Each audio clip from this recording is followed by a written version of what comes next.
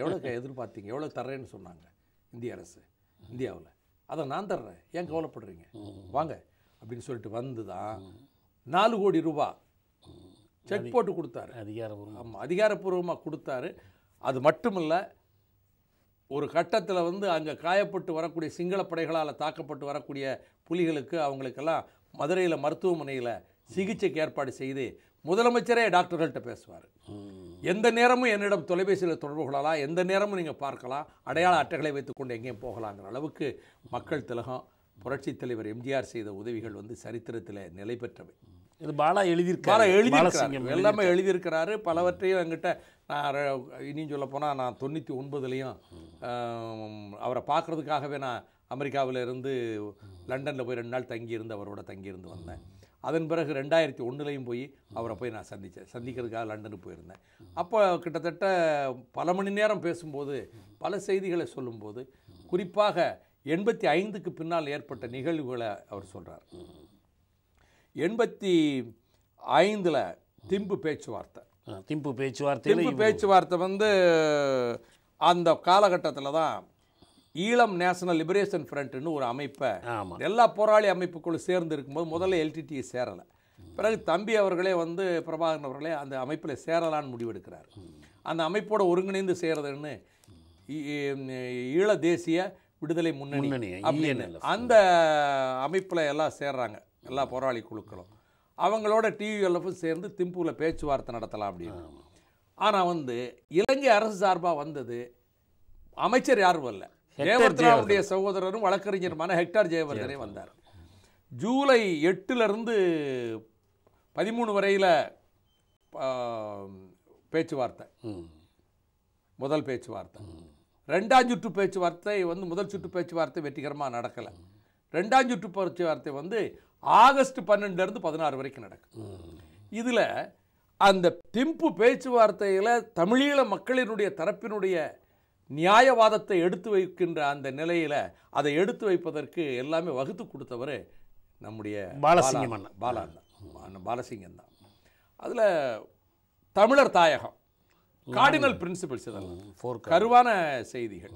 தமிழீழ தாயகம், தமிழர்கள் ஒரு தனி தேசிய இனம், ஆமாம், அவர்களுக்கு சுயநிர்ணய உரிமை அங்கீகரிக்கப்பட வேண்டும், அடிப்படை மனித உரிமைகள் பாதுகாக்க எல்லா தமிழர்களுக்கும் பாதுகாக்கப்படும். இந்த முதல் 3 அடிப்படையான 3 விஷயங்களையும் இந்த இதுகளை ஏற்றுக்கொள்ளலை. இந்த நிலைப்பாட்டை அவர்கள் கொஞ்சம் அகந்தையோடும் ஆணவத்தோடையும் ரொம்ப எடுத்தறிஞ்சும் மதிப்பு குறைவாக பேசுகிற தன்மைக்கு வந்துட்டான் அவங்க இலங்கை தரப்பில் இருந்து. இந்த பேச்சுவார்த்தையை நடத்துறது வந்து ஒரு நெகோசியேட்டராக இருக்கக்கூடியவர் ரொம்ப ஒரு நல்ல ஞானத்தோடையும் ரொம்ப நிதானத்தோடையும் நடுநிலையோட இருக்கணும். ரமேஷ் பண்டாரி அதை செய்யலைங்க. அவருடைய பேச்சும் எல்லாரும் ஒரு புண்படுத்துச்சு. அவங்க அதுலேருந்து வெளிநடை பண்ணிட்டாங்க. அதனுடைய விளைவு என்னாச்சுன்னா, ஆகஸ்ட் மாதம் அந்த வெளிநடை அங்கேருந்து பேச்சுவார்த்தை முறிவாகி வந்தாங்க பாருங்கள். அதுலேருந்து ஒரு 10 நாள்லேயே பாலாவை நாடு கடத்திட்டாங்க.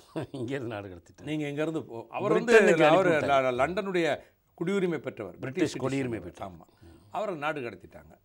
பிறகு இந்தியா தமிழ்நாட்டுள்ள அரசியல் கட்சிகள் எல்லாம் கொஞ்சம் பெரிய நடந்தது. நாடாளுமன்றத்தில் நான் கவன ஈர்ப்பு தீர்மானம் கொண்டு வந்தேன். அந்த நாளில் அன்றைக்கு எல்லா எதிர்கட்சிகளும் என்னை ஆதரித்தாங்க. என்னுடைய கவன ஈர்ப்பு தீர்மானம் கொண்டு வரும்போது இந்த நாடு கடத்தல் உத்தரவு திரும்ப பெற வேண்டும் என்று ஒரு பெரிய கொந்தளிப்பெல்லாம் ஆச்சு. திரும்ப அவருக்கு வரவழைக்கப்பட்டார். அவர் வந்த பிறகு அடுத்த வருடம் 86ல் பெங்களூரில் சார்க் மாநாடு. அந்த சார்க் மாநாட்டுக்கு வந்து தம்பி பிரபாகரன் அவர்களை வர்றாங்க, பாலாண்ணன் அங்கே போகிறாங்க. சில ப்ரொப்போசல்ஸ், ஜெயவர்தனை கொடுக்குற ப்ரொப்போசல்ஸை ஏற்றுக்கொள்ள சொல்லி இந்திய அரசு சொல்லுது. ஒரு நிர்பந்தமே பண்ணுறாங்க. ஆமாம். ஆனால் வந்து அந்த ப்ரொப்போசல்ஸ் எதுவுமே தமிழர்களுடைய தாகத்தை தீர்ப்பதாகவோ தமிழர்களுக்கு நியாயத்தை வழங்குவதாகவோ இல்லை. அவர்கள் உரிமையோடும் மானத்தோடும் வாழ்வதற்கு உத்தரவாதம் இல்லைங்கும்போது ஏற்றுக்கொள்ள பிரபாகரன் அவர்கள் மறுத்துட்டாங்க. இதில் என்னென்னா, அவரை நிர்பந்தப்படுத்த முதலமைச்சர் டாக்டர் எம்ஜிஆரை பயன்படுத்த நினைச்சாங்க. அவர் தனி அறையில் போய் சந்தித்து இவர்கள் உணர்வுகளை புரிஞ்சுக்கிட்டு தனியாக பேசிட்டு வந்து பிரபாகரன் அவர்கள் உணர்வுகளை முழுக்க உங்கள் பக்கம் நியாயம் இருக்குது, நீங்கள் உங்களுடைய நிலைப்பாடு சரின்ட்டார். இதை எழுதியிருக்கார் பாலாண்ணன். எழுதியிருக்கார். என்ன சொன்னார்னு எழுதியிருக்கிறார். ஆமாம். இதன் பிறகு என்னாச்சுன்னா, இந்த காலகட்டத்தில் வந்து ஒரு நாள் 8ஆம் தேதி நவம்பர் 8ஆம் தேதி என்று பெங்களூர் பேச்சுவார்த்தை நவம்பர் 17, 18 86. நவம்பர் 8ஆம் தேதி என்று திடீரென்று பாலாண்ணன் வீட்டில் எல்லா வீட்லேயும் ரெய்டு பண்ணி பல இடங்களில் வந்து நாங்கள் ஆயுதங்களை கைப்பற்றுவோம்னு சொல்லிட்டு ரெய்டெல்லாம் நடந்தது. அழைச்சிட்டு போய் கைரேகையெல்லாம் எடுத்து இது பண்ணது ஒரு மனசை புண்படுத்திச்சவங்களை. ஆனால் இது பின்னாடி தெரிய வந்து முதலமைச்சர் எம்ஜிஆரை வந்து அது வந்து இது சமாதானமாக ஏதோ நடந்து போச்சுன்னு சொல்லி இதன் பிறகு அவர்களுடைய வயர்லெஸ் எக்யூப்மெண்ட்டை வந்து இது பண்ணாங்க. பிறகு தம்பி பிரபாகரன் அவர்கள் உண்ணாவிரதம் இருந்தாங்க. பிறகு உடனே திரும்ப கொடுத்துட்டாங்க. 87 தொடக்கத்தில் இந்த மனக்காயங்களோடு அவர் வந்து தம்பி பிரபாகரன் நாட்டுக்கு போயிட்டார். இந்த சூழ்நிலையில் 87 ஜூலை மாதம் மிக முக்கியமான கட்டங்க. ஜூலை மாதம் ஒரு 19ஆம் தேதி 18ஆம் தேதி வாக்கில் இந்தியா தூதரகத்தினுடைய முதல் செயலாளர் பூரி, ஹர்தீப் பூரி போய் யாழ்ப்பாணத்தில் போய் தம்பி பிரபாகரன் அவர்களை சந்தித்து இந்தியாவுக்கு வாங்க, தமிழர் பிரச்சனைகளுக்கு தீர்வு காண உங்களுக்கு முழு உதவி செய்ய இந்திய அரசு தயாராக இருக்குன்னு சொல்லி அழைச்சாங்க. முதல்ல மறுத்தார், சில காரணங்களால் வேண்டான்னு. இல்லை நீங்கள் அவசியம் வரணும், உங்களுக்கு இந்தியா முழு உதவி செய்ய தயாராக இருக்கும்போது தான் நீங்கள் கேட்கறதுக்கு மேலே கிடைக்கும், நீங்கள் எதிர்பாராத அளவுக்கு கிடைக்கும். உங்களை மட்டுமே ஏக பிரதிநிதிகளாக, தமிழீழத்தினுடைய ஏக பிரதிநிதிகளாக அங்கீகரித்து உங்களுக்கு உதவி செய்ய இந்திய அரசு தயாராக இருக்குன்னு சொன்னதன் பேரில் வந்தாங்க. 23ஆம் தேதி அப்போ வந்து அவர் தம்பி வந்து ஒரு அறிக்கை கொடுத்துட்டு வர்றாரு அங்கே மக்களுக்கு. ஆமாம், என்னை இந்திய அரசு இப்படி குறிப்பிட்டு அழைப்பது தமிழீழ மக்களுக்கு அளிக்கப்பட்ட பெருமை, அவங்களுடைய போராட்டத்தினுடைய பலன்னு ஒரு அறிக்கை வெளியிட்டு புறப்படுறாரு அவங்கள்ட்ட. அந்த நம்பிக்கையோடு தான் புறப்பட்டு வந்தாருங்க. 23ஆம் தேதி இங்கே வந்தாருங்க. சென்னை விமான நிலையத்தில் பத்திரிகையாளர்கள் சந்தித்தாங்க. பெரிய அளவில் முதல் பக்கத்தில் இந்துலாம் வெளியே படம் போட்டாங்க. அன்றைக்கே வந்து ஏர்ஃபோர்ஸ் பிளேனில் டெல்லிக்கு அழைச்சிட்டு போனாங்க. ஆமாம், அங்கே டெல்லிக்கு அழைத்துட்டு போன பிற்பாடு என்ன பத்திரிகையாளர்கள் சந்திக்க விடலை, அசோக ஹோட்டலில் தங்க வச்சுருந்தாங்க. 25 ஒரு 24ஆம் தேதி பத்திரிகையாளர்கள் என்கிட்ட தொடர்பு கொண்டு ஒருவருமே சந்திக்க முடியலன்னா நடக்குதுன்னு தெரியலைங்கும் போது 25ஆம் தேதி நான் அசோகா ஹோட்டலுக்கு போனேன். 5வது மாடிக்கு நான் சஃபாரியில் போனேன். என்னை ஒரு ஆஃபீஸர் நினச்சி விட்டுட்டாங்க. அறைக்கு முன்னாடி போய் எங்களை பிளாக் கேட் கமாண்டோஸ் நின்றுட்டு இருந்தாங்க. நான் இப்போ பார்க்கணும் மிஸ்டர் பிரபாகரனா, நான் அவருடைய நண்பர். போய் நீங்கள் யாருன்னு கேட்டாங்க. நான் எம்பின்னு உடனே அவங்க ரொம்ப நீங்கள் வந்திருக்கக்கூடாதுன்னாங்க. உங்கள் மெரியாதியாரியை கேளு அப்படின்னு உடனே போய் கேட்டு வந்து இந்த இடத்த விட்டு நீங்கள் உடனே போயிடணும், நீங்கள் வந்ததே பெரிய தவறுன்னாங்க. நான் வந்து பத்திரிகைகளுக்கு இஸ் கெப்ட் இன்கம்யூனிகேடோ, யாரும் தொடர்பு கொள்ள முடியாத இடத்துல இருக்கு வச்சுருக்குறாங்க. இது பத்திரிகையில் மறுநாள் இது எல்லா ஏடுகளையும் வந்து இன்றுலேயும் வந்தது. பேபி இங்கேருந்து ஃபோன் பண்ணி தொலைபேசியில் உங்கள்கிட்ட தலைவர் பேசுவார், நீங்கள் வீட்டிலேயே இருங்கன்னாங்க. 10 மணிக்கு யோகி மோலில் தொலைபேசி எடுத்து உங்கள்கிட்ட தலைவர் பேசுகிறாருனாங்க. பிரபாகரன் என்கிட்ட பேசினார். 33 நிமிடம் பேசியிருக்கேன், எல்லாத்தையும் நான் எழுதி வச்சுருக்கிறேன் அவர் சொன்னதெல்லாம். அப்போ என்ன நடந்தது, அழைச்சிட்டு வந்தாங்க. இப்போ வந்து ஒரு ஒப்பந்தம் என்று சொல்வது எங்களுக்கு அங்கே சொல்லப்படலை. இப்போ எங்களுக்கு வந்து இந்த ஒப்பந்தத்தை வந்து திணிக்கிறது வந்து எங்களுக்கு உடன்பாடு இல்லாமல் இருக்குன்னார். பாலா இதை பற்றி பாலசிங்கம் முழுக்க எழுதியிருக்கிறார். அவருடைய நூலில் எழுதியிருக்கார். வாரன் பீஸில் போரும் அமைதி. ஆமாம், போரும் அமைதி நூலில் எழுதியிருக்கார். அங்கே 23ஆம் தேதி அழைத்து கொண்டு வந்தாங்க. வந்த பிற்பாடு எங்கள்கிட்ட வந்து தீட்சித் அறைக்கு வந்தார். தீட்சித் அறைக்கு வந்து இந்திய தூதர் அங்கே இருக்கிறவர் இலங்கையில், இதுதான் நாங்கள் போட போகிற ஒப்பந்தம்னா நாங்கள் அதிர்ச்சி அடைஞ்சோம்.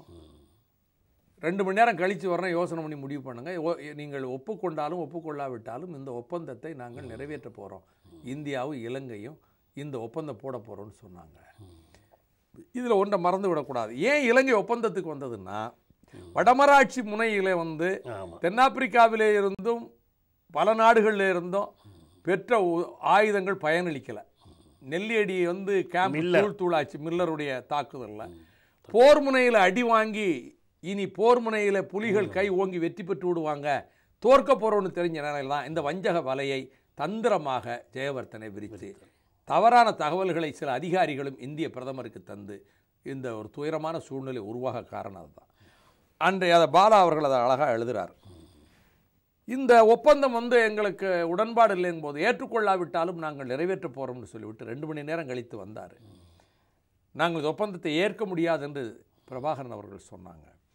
4 முறை நீங்கள் இந்தியாவில் இப்படி தான் ஏமாற்றிட்டீங்க, ஒவ்வொரு தடவை சொல்லும் போதும் யூ ஹவ் சீட்டட் 4 times அப்படின்னு தீட்சித் சொன்னதாகவும், எங்கள் மக்களை 4 முறை நான் பாதுகாத்திருக்கிறேன் என்று பிரபாகரன் பதில் சொன்னார். அதன் பிறகு நீங்கள் என்ன செய்ய முடியும், நீங்கள் ஒப்பந்தத்துக்கு ஒப்புக்கொள்ளாவிட்டால் நீங்கள் சிறை வைக்கப்படுவீர்கள் என்று தீட்சித் சொல்கிறார். ஆண்டு கணக்கில் நாங்கள் சிறையில் இருந்தாலும் இந்த ஒப்பந்தத்தை நாங்கள் ஏற்க முடியாது. இதற்கெல்லாம் பாலசிங்கம் கூட இருக்கிறார், எழுதுறாரு, பக்கத்தில் இருக்கிறார், யோகியும் இருக்கிறார், திலீபனும் இருக்கிறார். ஆமாம், திலீபனும் அந்த அசோக் ஹோட்டலில் இருக்கிறார், அந்த இதில் இருக்கிறார். ஆமாம். அப்போ ஒரு கட்டத்தில் சொல்கிறார் தீட்சித்து, சிகாரை பஃப்பை, அது ஒரு சிகார் குடிப்பார், அந்த புகையை ஊதிக்கிட்டு பைப்பில் அந்த பைப்பில் அந்த புகையிலை திணிச்சு அதை தீயை வச்சுட்டு அவர் சொல்கிறாரு, இந்த நெருப்பு அணைகிற நேரத்துக்குள், நான் இதை புகைத்து முடிப்பதற்குள், அந்த நேரத்துக்குள் உங்களை துவம்சம் செய்து நிர்மூலம் செய்து விடுவோம் இந்தியாவும் இராணுவம் சொல்கிறார்.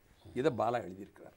என்னிடத்துல 1999 என்கிட்ட சொன்னார், நான் புத்தகத்தில் எழுத போகிறேன்னு சொன்னார். அதாவது அவர் பொருள் அந்த இயக்கத்தையே அழித்து விடுவோம் நாங்கள். ஆமாம், நாங்கள் எங்கள் இராணுவம் இருக்குது, நீங்கள் யார், நீங்கள் தூசு, நீங்கள் எதிர்த்தாலும் கூட இந்த சிகார் அணைகிற நேரத்தில் உங்களை ஒன்றும் இல்லாமல் நிர்மூலம் செய்வோன்னு மிரட்டுறார்.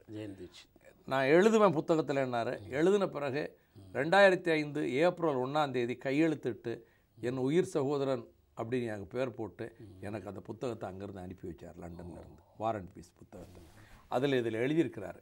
அப்போ அப்பையும் பொறுமையாக அமைதியாக தான் பிரபாகரன் அவர் இருந்தாங்க. நாங்கள் அதை ஏற்க முடியாதுன்ற உடனே போயிட்டாங்க. 26 எம்ஜிஆர் அங்கே வர்றாரு. இவர்களை சமாதானம் செய்து ஒப்புக்கொள்ள வைக்க வேண்டும் என்ற நோக்கத்தில் அழைச்சிட்டு வர்றாங்க. அவர் புரட்சித் தலைவர் எம்ஜிஆர் பார்க்குறாரு. பிரபாகரன் தன்னுடைய நிலைப்பாட்டை சொன்ன உடனே அவர் எந்த வற்புறுத்தவும் செய்யலை. இது உங்கள் பக்கம் நியாயம் இருக்குன்ட்டு வந்துடுறார். 28 இரவு 12 மணிக்கு மேலே இப்போ நள்ளிரவில் அழைச்சிட்டு போகிறாங்க. பிரபாகரன் அவர்களையும் பாலசிங்கத்தையும் அழைச்சிட்டு போகிறாங்க. அந்த பண்டுட்டி ராமச்சந்திரன் அப்போ அமைச்சர், அவர் அதிமுக அமைச்சரவையில், அவரும் கூட போகிறாரு. இதை முழுக்க பதிவு பண்ணியிருக்காரு பாலாண்ண புத்தகத்தில், வார் அண்ட் பீஸில். அப்போ பிரதமர் ராஜீவ்காந்தி ரொம்ப அன்பாக கனிவாக தான் பேசுகிறார். அவர் நல்லா பேசுகிறாரு.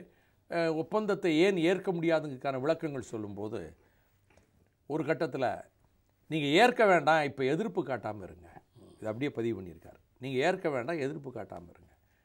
தங்களுடைய என்னென்ன கவலைகள் தங்கள் பக்கம் இருக்குது, 15 ஆண்டுகளாக பாடுபட்டு மகத்தான தியாகங்கள் செய்து இந்த அமைப்பை எங்கள் மக்களை காப்பாற்றுறதுக்காக நாங்கள் ஒரு ஆயுத போராட்டம் நடத்தி உள்ள வந்திருக்கிறோம், இப்போ எப்படி ஆயுதங்களை ஒப்படைக்க முடியும் போது என்ன சொல்லப்பட்டதுன்னா, பேருக்கு ஏதோ பழைய ஆயுதங்களை ஒப்படைச்சிருங்க, சிம்பாலிக்கா, அடையாளபூர்வமாக கொடுங்க. உங்கள் கட்டுமான வேலைகளுக்கு மாதம் 50 லட்சம் ரூபாய் இந்திய அரசு கொடுக்கும் அப்படின்னு சொல்லிட்டு, இடைக்கால மந்திரி சபை வடக்கு கிழக்குக்கு வாக்கெடுப்புன்னு சொல்கிறது பெரிய விபரீதமான வாக்கெடுப்புங்கிறது எங்களுக்கு வேணும் கேடுதான விளைவிக்கும் போது அது வாக்கெடுப்பு இல்லாமலே செய்கிறதுக்கு வடக்கு கிழக்கு இணைக்க நான் ஏற்பாடு செய்கிறேன், ஜெயவர்தனாட்ட பேசுகிறேன்னு பிரதமர் ராஜீவ்காந்தி சொல்கிறார். இதையும் எழுதியிருக்கிறார். இதில் மறந்துடாமல் சொல்ல வேண்டிய நினைவு, இப்படி ஒரு ஒப்பந்தம் வடக்கு கிழக்கு இணைப்பு தொடர்பாக பண்ணிவிட்டு இப்போ ஒரு உச்சநீதிமன்றம் சர்வசாதாரணமாக அது ஒரு சர்வதேச ஒப்பந்த மீறல்ங்கிற ஒரு கண்டனம் கூட இந்தியாவோட விருது வரல. மிகுந்த துரதிருஷ்டவசமானது, வேதனைக்குரியது. வடக்கு கிழக்கு இணைப்புக்கு வாக்கெடுப்பு கிழக்கு மாகாணத்தில் நடத்தப்படும் சொல்லிட்டு ஜெயவர்தனா அந்த மை காயறதுக்குள்ள நான் வடக்கு கிழக்கு இணைப்புக்கு எதிர்பிரச்சாரம் செய்வேன்னு அங்கே கொழும்புல போய் அறிவிச்சா. அதன் பிறகு ஆண்டுதோறும் அதற்கு ஒரு உயிர் கொடுக்குற மாதிரி அதை நீட்டிச்சு கொண்டே வந்தாங்க. இப்போ உச்சநீதிமன்றத்தில் இந்த சிங்கள இனவாத குழுக்களுக்கு முழு காரணமாக இருக்கக்கூடிய இந்த பௌத்த பிட்சுகளுடைய சேர்ந்து இருக்கக்கூடிய ஜேவிபி போன்ற அமைப்புகள், உரிமையா போன்ற அமைப்புகள், அவங்க உச்சநீதிமன்றத்துக்கு போய், நீதிமன்றம் அவங்களோட தானே இருக்குது, அவங்க கருத்தான பிரதிபலிக்கு இந்த வடக்கு கிழக்கு இணைப்புங்கிறதுக்கு உயிர் கிடையாது, நல்லன் வாய்டுன்னு அறிவிச்சிட்டான். இது அந்த கட்டத்தில் நீங்கள் வடக்கு கிழக்கு இணைப்புக்கு நான் வாக்கெடுப்பு இல்லாமலேயே உறுதி பெற்று தர்றேன் ஜெயவர்தனாகிட்ட சொல்லி அப்படி என்று தெரிவித்து விட்டு அடுத்து என்ன சொல்கிறாருன்னா, இடைக்கால நிர்வாக சபைக்கு ஒரு ஏற்பாடு நான் செய்து தரேன், அதற்கு பிரதமர் ராஜீவ்காந்தி அவர்களும் பிரபாகரன் அவர்களும் ஒரு ரகசிய ஒப்பந்தம் செய்து கொள்ளலாம் அப்படின்னு ஒரு யோசனை சொல்லப்படுகிறது.